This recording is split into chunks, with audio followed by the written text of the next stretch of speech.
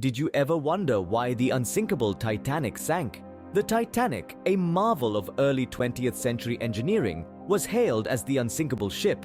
Her construction was a testament to mankind's ambition and technological prowess. Built by the esteemed Harland and Wolff shipyard in Belfast, she was the largest moving object crafted by human hands at that time.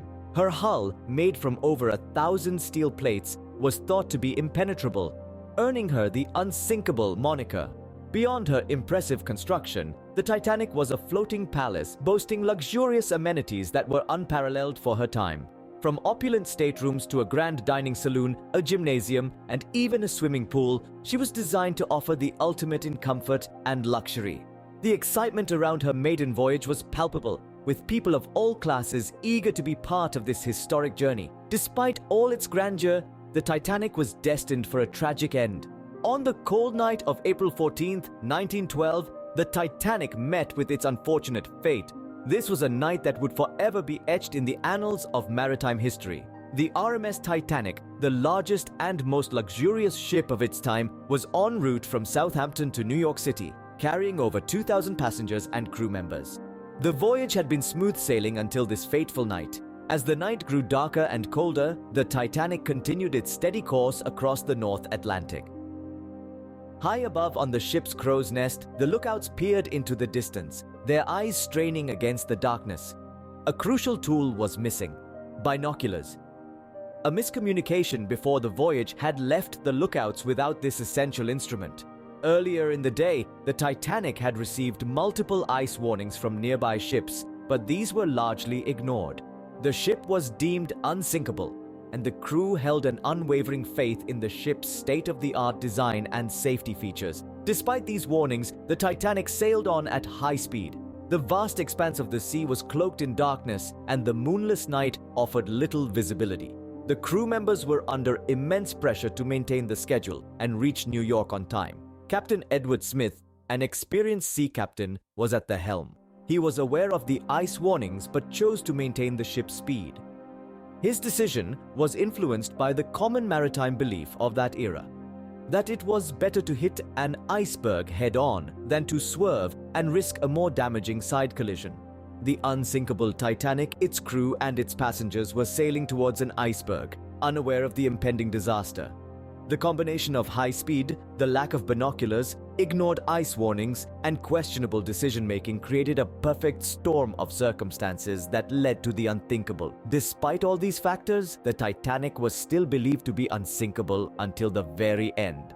The belief in the ship's invincibility would soon be shattered as the Titanic was about to face its ultimate test: sunken. This was a time of chaos and disbelief, a time when the mighty Titanic was defeated by an iceberg in the North Atlantic. As the ship struck the iceberg, 5 of its 16 compartments were breached. It was designed to stay afloat with 4 compartments flooded, but 5 proved fatal.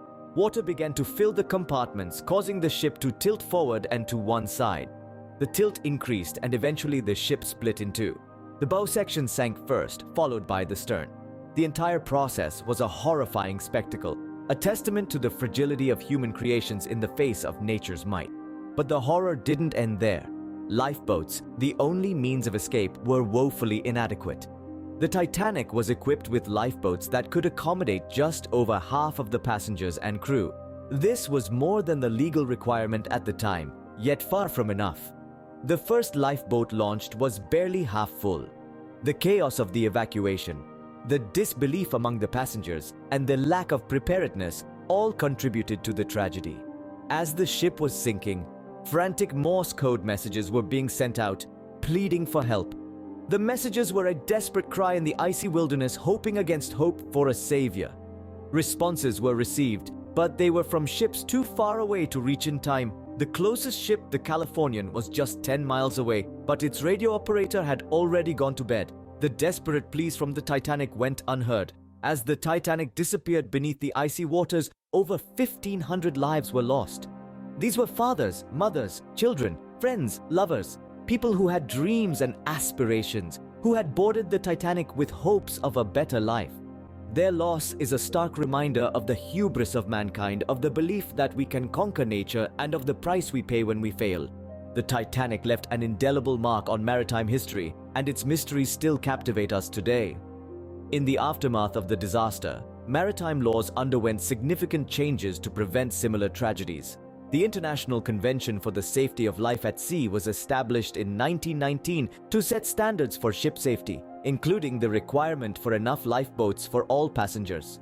The sinking of the Titanic was a wake-up call to the world, highlighting the dangers of overconfidence in technology. Decades later, in 1985, the wreckage of the Titanic was discovered at a depth of about 12,500 feet in the North Atlantic Ocean. The discovery brought the Titanic back into the limelight and gave rise to various theories and mysteries surrounding its sinking. One enduring mystery is the question of why the Titanic was sailing at full speed despite iceberg warnings. Some theories suggest that Captain Smith was under pressure to set a new crossing record, while others maintain that he was simply complacent, not believing the ship could sink. Another mystery is the alleged presence of a fire in one of the coal bunkers, which some believe weakened the ship's structure, making it more susceptible to the iceberg's impact. This theory, however, remains disputed. The question of whether the ship that sank was actually the Titanic or her sister ship, the Olympic, disguised as the Titanic for insurance fraud, is another theory that continues to intrigue. Although most historians and experts dismiss this theory as implausible, it still adds an element of intrigue to the Titanic story. The Titanic, once a symbol of human achievement, remains a stark reminder of overconfidence and the power of nature. The ship sinking, the subsequent changes in maritime laws, and the enduring mysteries continue to captivate us, reminding us of the human capacity for both extraordinary achievement and profound error.